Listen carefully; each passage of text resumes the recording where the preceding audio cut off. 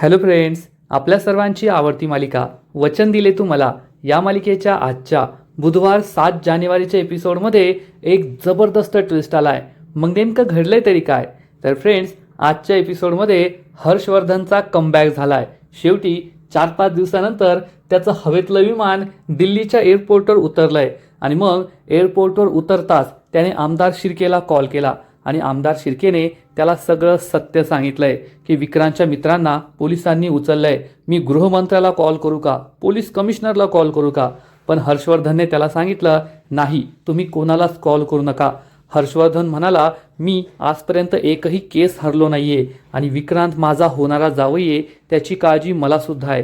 त्यामुळे तुम्ही काहीच करू नका, मी सगळं पाहून घेईल असा विश्वास त्याने आमदाराला दिलाय. मग हर्षवर्धनचा हा विश्वास सार्थक ठरणार का? हर्षवर्धन विक्रांतला वाचवू शकेल का? हे जाणून घेण्यासाठी हा व्हिडिओ शेवटपर्यंत नक्की पहा. तर फ्रेंड्स, आजच्या एपिसोडच्या सुरुवातीलाच ऊर्जा ही खूप चिडते आणि शौर्यला म्हणते, शौर्य, तू उद्या कोर्टात साक्ष देण्यासाठी उभा राहणार आहे आणि तुझी उलट तपासणी तो हर्षवर्धन जहागीरदार करणार आहे. तू पोलिसांसमोर बोलायला घाबरतोय, स्वतःचं संपूर्ण नाव तुला सांगता येत नाहीये. मग तू कोर्टात काय करशील? ततफप केलं तर आपली केस ही किती गोत्यातील तुला माहितीये का? तो हर्षवर्धन तुला बोलूच द्यायचा नाही, तुझी साक्ष अवैध ठरवेल तो. तेव्हा ही गोष्ट शौर्याच्या सुद्धा लक्षात येते.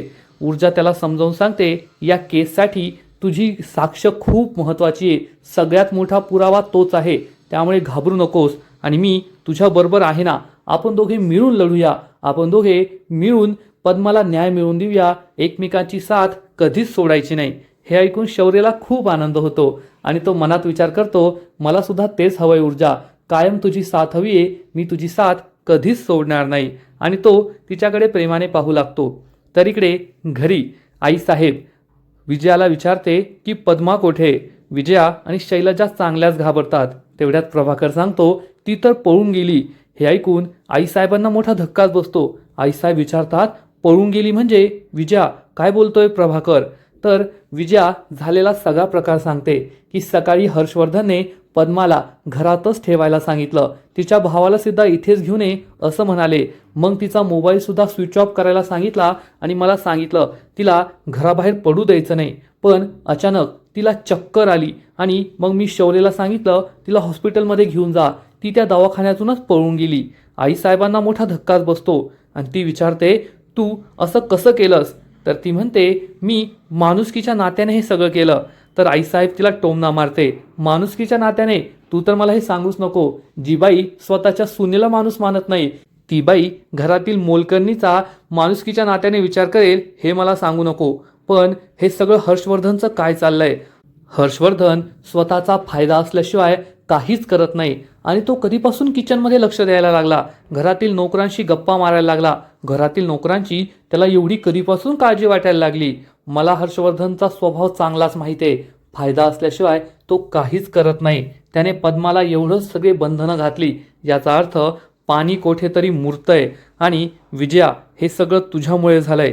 शैलजा काही बोलू लागते तर आईसाहेब म्हणते, तू गप्प बस शैलजा, मी तुला नाही विचारलंय. आणि ती विजयाला चांगलंच सुनावते, तिला गप्प बसवते आणि म्हणते, नक्कीच हर्षवर्धनचा वेगळाच काहीतरी डाव असणार आहे आणि आपल्याला त्याबद्दल माहिती नाहीये. सगळ्यांना हीच भीती वाटते. दिव्या मात्र चांगलीच खुश होते की आता या विजयाचं काही खरं नाहीये आणि आईसाहेब तिची चांगलीच जिरवतील. तर इकडे शौर्य आणि ऊर्जा बोलत असतात. तेव्हा ऊर्जा ही शौर्याची उलट तपासणी करते. जसं काय शौर्य हा कोर्टात उभा आहे साक्ष देण्यासाठी आणि ऊर्जा त्याची उलट तपासणी घेतीये. ती विचारते, तर बोला मिस्टर शौर्य, तुम्ही त्या दिवशी तेथे हजर होतात का? शौर्य म्हणतो, हो, मी तेथे हजर होतो. ऊर्जा विचारते, मग तुम्ही काय पाहिलं? शौर्य सांगतो, तुम्ही तेथे होता आणि मी तुमची मदत करायला आलो होतो. ऊर्जा विचारते, तुम्ही म्हणजे कोण? ॲडव्होकेट ऊर्जा शिंदे का? शौर्य म्हणतो, हो. ऊर्जा विचारते, मग तुम्ही असं काय पाहिलं की तुम्हाला माझी मदत करण्याची इच्छा झाली? शौर्य सांगतो, 4 मुलं तुमच्यावर जबरदस्ती करण्याचा प्रयत्न करत होते, तुमच्यावर हात उगारत होते, म्हणून मी तेथे आलो. तर ऊर्जा विचारते, म्हणजे एक मुलीवर 4 मुलं जबरदस्ती करताय, तिला मारहाण करण्याचा प्रयत्न करताय, तर आपण हिरोगिरी करावी म्हणून तुम्ही तेथे आला का? तिला मदत करायची तुमची इच्छा नव्हती? तर शौर्यला धक्काच बसतो. शौर्य विचारतो, हे काय बोलताय तुम्ही? हिरोगिरी वगैरे नाही, माणुसकीच्या नात्याने मी तेथे आलो होतो. ऊर्जा विचारते, त्या मुलीवर जबरदस्ती करताना तुम्ही त्या मुलांना पाहिलं का? शौर्य हो म्हणतो.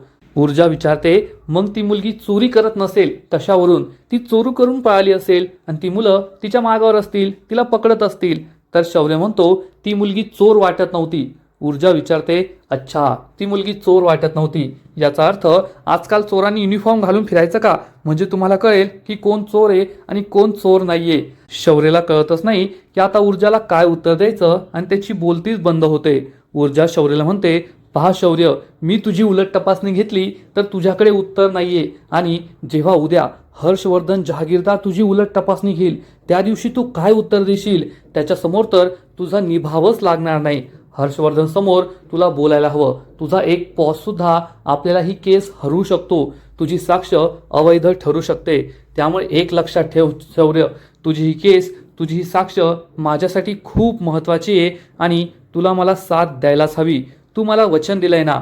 तर शौर्य म्हणतो, हो ऊर्जा, वचन दिलंय मी तुला आणि मी उद्या साक्ष देणारच आणि तेथे डगमगणार नाही, पूर्ण कॉन्फिडन्सने साक्ष देणार. हे ऐकून ऊर्जाला सुद्धा खूप आनंद होतो. शौर्य तिच्यापासून दूर जातो आणि म्हणतो, ऊर्जा, मी माझ्या बाबांना नाही घाबरणार, त्यांच्या उलट तपासणीला नाही घाबरणार. त्यांच्यासमोर मी न घाबरता साक्ष देईल, पण तुझ्यासमोर माझी भंबेरी उडते. तुला पाहताच मला काही सुचत नाही म्हणून मी अडखळतोय. पण उद्या जेव्हा तुला कोर्टात समजेल की मी शौर्य हर्षवर्धन जहागीरदार आहे, हर्षवर्धन जहागीरदारचा मुलगा, तेव्हा काय होईल? माझं पहिलं प्रेम या केसमुळे कायमचं संपून जाईल का? तुझी रिॲक्शन काय असेल? हा सगळा विचार करून शौर्य खूप टेन्शनमध्ये येतो. तर दुसरीकडे मागील अनेक दिवसांपासून हर्षवर्धनचं जे विमान हवेत उडत असतं, ते हवेतलं विमान दिल्लीच्या एअरपोर्टवर लँड होतं आणि बाहेर येताच तो आपला मोबाईल स्विच ऑन करतो. त्याला आमदार शिर्केंचे अनेक मिस कॉल दिसतात आणि तो आमदार शिर्केंना कॉल बॅक करतो. आमदार शिर्के विचारतात, अरे काय हर्षवर्धन, कोठे आहात तुम्ही? हर्षवर्धन विचारतो, काय झालं आमदार साहेब, तुम्ही इतके मिस कॉल केले, काही अर्जंट आहे का? तर आमदार साहेब सांगतात, हो अर्जंट आहे, विक्रांतच्या सगळ्या मित्रांना पोलिसांनी उचललंय. हे ऐकून हर्षवर्धनच्या पायाखालची जमीनच सरकते. तेवढ्यात अर्पिता तेथे येते. हर्षवर्धन म्हणतो, साहेब तुम्ही काळजी करू नका, मी सगळं पाहतो. तर आमदार विचारतात, मी पोलीस कमिशनरला कॉल करायचा का? नाहीतर डायरेक्ट गृहमंत्र्यांना कॉल करतो, पण हे प्रकरण लवकरात लवकर मिटायला हवं. तर हर्षवर्धन म्हणतो, नाही, तुम्ही काहीच करू नका, सगळं माझ्यावर सोपवा, मी सगळं पाहून घेईल. तर आमदार हा हर्षवर्धनला समजावून सांगतो, तुम्हाला तर माहितीच आहे, विक्रांत हा माझी गादी पुढं चालवणार आहे, तो उद्याचा नेता आहे आणि जर त्याचं करिअर सुरू होण्याआधीच त्याचं नाव हे पोलीस स्टेशनच्या फाईलमध्ये नोंदवलं गेलं, त्याच्यावर केस चालली तर त्याच्या नावाला कलंक लागेल आणि मग पुढे त्या केसचा निकाल काही लागला तरी आयुष्यभर विरोधक हीच फाईल माझ्यासमोर नाचवत राहतील की तुमच्या मुलाचं नाव त्या केसमध्ये आलं होतं आणि मला ते नकोय. राजकारणामध्ये पुढे केसचा निकाल काय लागला त्याला काहीच महत्त्व नसतं. फक्त एकदा नाव खराब झालं ना की मग तुमचं संपूर्ण करिअर खराब होतं आणि मला तेच व्हायला नकोय. त्यामुळे तुमचे काय साक्षी पुरावे कायदे त्याचा नंतर मी निकाल लावेल, पण मला विक्रांतचं नाव या प्रकरणात कोठेही यायला नकोय, हे तुम्ही समजू शकता. हर्षवर्धन आमदारांना समजावून सांगतो, हो साहेब, मला ते कळतंय, पण विक्रांत हा माझा सुद्धा होणारा जावई आहे आणि मी त्याचं नाव नाही खराब होऊ देणार. तुम्ही काळजी करू नका, मी सगळं पाहतो. असं म्हणून हर्षवर्धन फोन कट करतो आणि झालेल्या प्रकारामुळे तो खूप चिडलेला असतो. तर इकडे इन्स्पेक्टर गोळगुट्टे आपल्या दुसऱ्या इन्स्पेक्टरला सांगतो, या चौघांचे मोबाईल जप्त करा, त्यांचे पाकिटं जप्त करा आणि हो, पाकिटात किती पैसे त्याची नोंद करा, नाहीतर म्हणतील पोलिसांनी यांचे पैसे चोरले, मला यांच्याकडून चोरीचा आरोप व्हायला नकोय. हे चौघे मित्र खूप घाबरतात आणि म्हणतात, साहेब आपण मांडवाली करूया ना, मी तुम्हाला हवे तेवढे पैसे देतो. गोळगुत्ते चिडून म्हणतो, ए गवती चहा, तुला काय वाटतं मी काय लाच घेणारा पोलीस आहे का? मी इमानदारीने वागणारा पोलीस आहे, कायद्याच्या बाजूने वागणारा पोलीस आहे, त्यामुळे निघायचं इथून. असं म्हणून तो आपल्या हवालदाराला या चौघांना घेऊन जायला सांगतो. हवालदार या चौघांना घेऊन जातो. इन्स्पेक्टर राणे विचारतो, साहेब यांना कोठे घेऊन जायचंय? तर गोळगुत्ते म्हणतो, यम्मा यम्मा, या चौघांना गुजरात बॉर्डरपर्यंत घेऊन जा, त्यांना मस्त चहा पाणी नाश्ता बिर्याणी खाऊ घाला. मी काय क्रूर पोलीस नाहीये, खूप चांगल्या मनाचा पोलीस आहे आणि आपल्याला हर्षवर्धनला कळू द्यायचं नाहीये की हे चौघे कोठे आहेत. त्यांचा थांगपत्ता हर्षवर्धनला लागायला नको. तो दिल्लीमध्ये बसून बुद्धिबळ खेळतोय ना, आणि आता आपण येथे मुंबईमध्ये बसून कबड्डी खेळायची आहे असं म्हणून गोलगुत्ते खूप खुश होतो. तर इकडे ऊर्जा ही शौर्याला आपलं स्वप्न सांगू लागते की शौर्य, ही माझी पहिली केस आहे. मी पहिल्यांदा जज साहेबांसमोर कोर्टात उभी राहणार आहे. आजपर्यंत मी अनेकदा स्वप्नात केस लढवली आहे, जिंकली आहे, पण मला केस खरोखर लढायची आहे आणि जिंकायची आहे. आणि ही माझी पहिलीच केस त्या राक्षस हर्षवर्धन जहागीरदाराविरोधात आहे. हे ऐकून शौर्याला मोठा धक्काच बसतो. ऊर्जा त्याला सांगते, आजपर्यंत मी हाच विचार करायचे की मी अन्याय झालेल्या बिचाऱ्या लोकांना न्याय मिळवून देणार, आणि देवी आईने तीच संधी मला माझ्या पहिल्या केसमध्ये दिली आहे.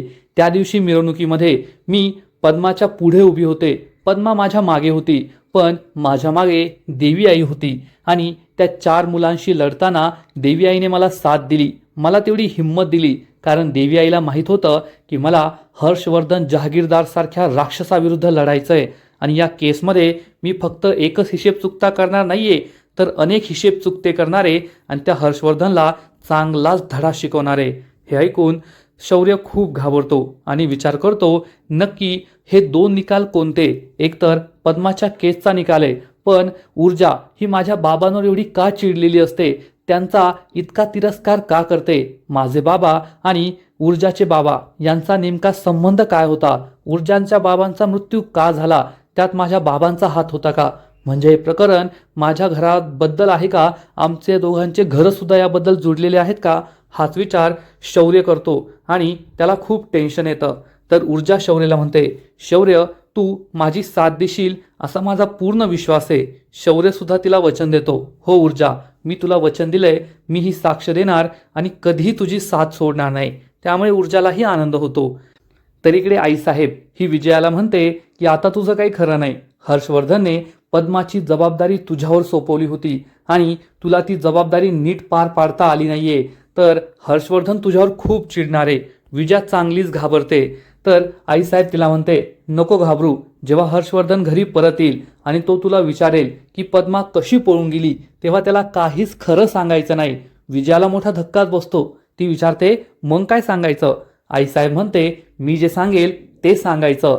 हर्षवर्धनला म्हणायचं की पद्मा घरात काम करत होती. मला आईसाहेबांनी आणि शैलजाला त्यांच्या खोलीत बोलवून घेतलं. तीर्थाच्या होणाऱ्या लग्नाबद्दल त्यांना काहीतरी महत्त्वाचं बोलायचं होतं. आम्ही रूममध्ये गेलो आणि तेव्हाच मागून पद्मा ही पळून गेली. यात आमचा काहीच दोष नाहीये. म्हणजे हर्षवर्धन तुमच्यावर चिडायचा नाही. हे ऐकून विजयाला मोठा धक्काच बसतो. विजया विचारते, पण आईसाहेब, हे सगळं प्रकरण तुम्ही स्वतःवर का घेताय. जर हे तुमच्यावर चिडले तर. आईसाहेब म्हणते, त्याची तेवढी टाप नाहीये, त्याची तेवढी हिंमत नाहीये. आज तो कितीही मोठा वकील असला ना, तरीही तो वकिली माझ्याकडूनच शिकलाय. त्यामुळे तो माझ्यावर ओरडू शकत नाही, माझ्यावर चिडू शकत नाही. आणि शेवटी तो माझा मुलगा आहे. तो जरी मला सावत्र समजत असला, आम्ही दोघे सावत्र असलो ना, तरी मी त्याला मुलगाच मानते. सावत्रपणाची भावना ही फक्त त्याच्या मनात आहे, ती माझ्या मनात नाहीये. म्हणजे इथे एकूणच खूप मोठा खुलासा झालाय की आईसाहेब जी आहे ती हर्षवर्धनची सावत्र आई आहे, त्याची सख्खी आई नाहीये.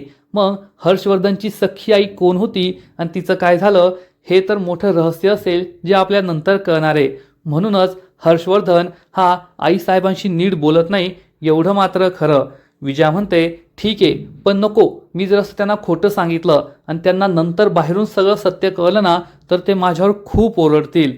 तेव्हा आईसाहेब म्हणते, जेव्हा त्याला सत्य कळायचं तेव्हा कळेल, पण प्रश्न आजचा आहे. आता तूच ठरव की तुला आज ओरडा खायचा आहे की यदा कदाचित भविष्यात त्याला सत्य कळलं तर तेव्हा ओरडा खायचा आहे.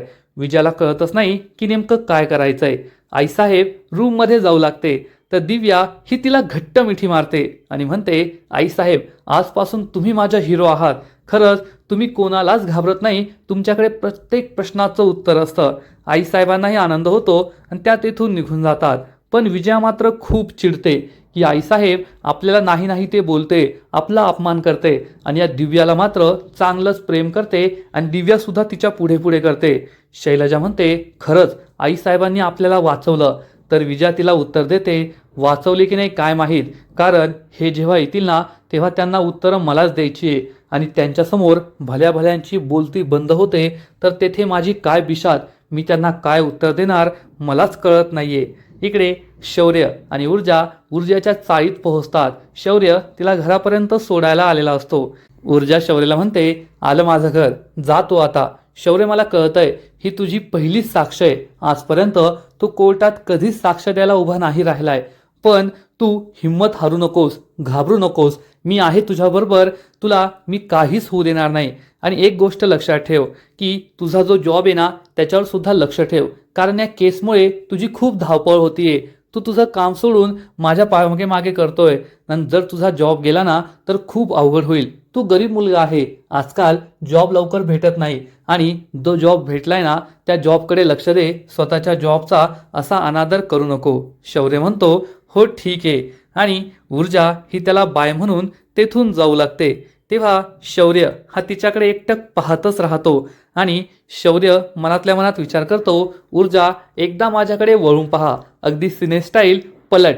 आणि त्याच वेळेस ऊर्जा त्याच्याकडे मागे वळून पाहते. शौर्यला खूप आनंद होतो. हे दोघेही एकमेकांकडे प्रेमाने पाहू लागतात आणि दोघांनाही एकमेकांवर प्रेम जडतं. म्हणजे एकूणच बॅकग्राऊंडमध्ये वचन दिले तू मला या मालिकेचं खूपच सुंदर असं टायटल सॉन्ग, शीर्षक गीत सुरू होतं आणि शौर्य ऊर्जा एकमेकांकडे पाहतच राहतात. खरंच या मालिकेचं जे टायटल सॉन्ग आहे, शीर्षक गीत आहे, ते खूपच सुंदर आहे. पुन्हा पुन्हा ऐकावंसं वाटतं. मराठी चित्रपटांपेक्षा सुद्धा मराठी मालिकांची गाणी आजकाल खूप सुंदर असतात, एवढं मात्र नक्की. आणि हा सीन सुद्धा खूप भारी आहे. एकूणच वचन दिले तू मला ही मालिकाच खूप भारी आहे. मालिकेची गोष्ट, कॅरेक्टर्स, कलाकार सगळं काही उत्तम जमून आलंय, एवढं मात्र नक्की. तर फ्रेंड्स, आजचा एपिसोड तर खूप भारी होता. हर्षवर्धन हा मालिकेत परत आलाय आणि आता हर्षवर्धन परत आल्यानंतर मालिकेची सूत्र पटापट हलतील, अनेक गोष्टी पाहायला मिळतील, अनेक नवीन नवीन ट्विस्ट येतील, एवढं मात्र नक्की. आजचा एपिसोड तर भारी होता, पण या मालिकेचा पुढील एपिसोड आणखीन भारी असणार आहे. कारण पुढील एपिसोडमध्ये आपण पाहू की ऊर्जा ही शौर्यकडे परत जाईल आणि त्याला विचारेल, काय शौर्य असा का पाहतोय माझ्याकडे, माझ्या प्रेमात वगैरे तर पडला नाही ना. शौर्य खूप लाजणार, तो काही उत्तर देणार याआधीच ऊर्जा त्याला म्हणेल, अरे आपण गरीब माणसं आहोत आणि प्रेम ही चैन आहे, चैन. गरीब माणसाला असं चैन करणं परवडत नाही आणि मला तर बिलकुल परवडणार नाही. कारण पहा माझ्या चप्पलेकडे सेफ्टी पिन लावून मी चप्पल जोडली आहे. नवीन चप्पल घेण्याचे सुद्धा माझ्याकडे पैसे नाही आहेत, त्यामुळे या प्रेम वगैरेसाठी माझ्याकडे वेळ नाही आहे. तेव्हा शौर्यला जबर धक्काच बसेल की खरंच ऊर्जा किती गरीब आहे. इतक्या गरीब घरातील मुलगी आज पद्माला न्याय मिळवून देण्यासाठी हर्षवर्धन जहागीरदाराविरोधात लढतीये, ते सुद्धा इमत्या हिमतीने. हे पाहून त्याला खूप आश्चर्य वाटणार आणि ऊर्जाचा अभिमान सुद्धा वाटणार की खरंच ऊर्जा किती ग्रेट आहे. आणि हे दोघे एकमेकांकडे तसंच पाहत राहतील. म्हणजे एकूणच आता ऊर्जाने एक लक्ष्मण रेषा आखली आहे की शौर्य माझ्या प्रेमात पडू नको, कारण प्रेम करायला मला वेळ नाहीये आणि मला ते जमणार सुद्धा नाही. माझं उद्दिष्ट वेगळं आहे, गरिबांना न्याय मिळवून देणं, मोठं वकील होणं, पैसा कमवणं, आणि त्यात प्रेमाला कोणतीच जागा नाहीये. पण खरं सांगायचं तर प्रेम करणं किंवा न करणं हे आपल्या हातात नसतं. म्हणजे जरी ऊर्जाने ठरवलं की शौर्यवर प्रेम नाही करायचं, तरी ती शौर्याच्या प्रेमात पडणारच आहे. प्रेम हे सांगून, विचारून किंवा ठरवून नाही करता येत, ते आपोआपच होत असतं. जसं शौर्याचं ऊर्जावर प्रेम जडलंय, तो ऊर्जाच्या प्रेमात पडलाय, तसंच ऊर्जा सुद्धा नक्कीच त्याच्या प्रेमात पडेल, एवढं मात्र नक्की. आणि ज्या दिवशी ऊर्जाला समजणार की शौर्य हा हर्षवर्धन जहागीरदारचा मुलगा आहे आणि तो आपल्या बापाविरुद्ध उभा राहिलाय, तेव्हा तिला नक्कीच शौर्याचा सुद्धा अभिमान वाटेल आणि ती शौर्याच्या प्रेमात पडेल, हे मात्र खरं. तर फ्रेंड्स, तुम्हाला सुद्धा वचन दिले तू मला ही मालिका आवडते ना?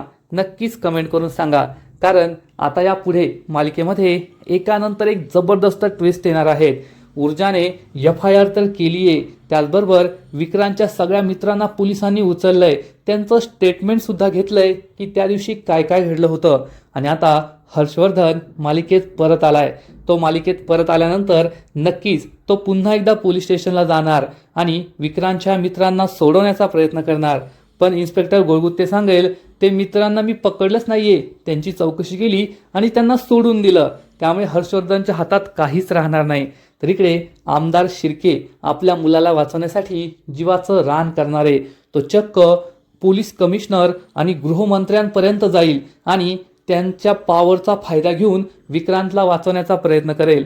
पण कितीही पैसा, कितीही सत्ता आणि कितीही शक्ती, ताकद, पॉवर वापरली तरी शेवटी सत्याचाच विजय होणार, पद्माला न्याय मिळणार आणि विक्रांत हा तुरुंगात जाणार एवढं मात्र नक्की. आणि त्याला तुरुंगात पोहोचवण्यासाठी ऊर्जा आणि शौर्य या दोघांनी हात मिळवणी केली आहे आणि हे दोघे नक्कीच हर्षवर्धनला धोबी पछाड देतील, त्याला हरवतील आणि विक्रांतला शिक्षा होईल एवढं मात्र नक्की. आणि ही केस सगळ्यांसाठीच एक उदाहरण असेल की शेवटी सत्याचा विजय होतोच, न्यायाचा विजय होतोच. तर फ्रेंड्स, तुम्हाला सुद्धा वचन दिले तुम्हाला ही मालिका आवडते ना? नक्कीच कमेंट करून सांगा. आणि या मालिकेचे असेच नवीन नवीन एपिसोड सर्वात आधी पाहण्यासाठी व्हिडिओला लाईक करा, शेअर करा, चॅनलला सबस्क्राईब करून बेल आयकॉनवर क्लिक करा, म्हणजे या मालिकेचे नवीन नवीन एपिसोड तुम्हाला सर्वात आधी पाहायला मिळतील. खूप खूप खूप धन्यवाद.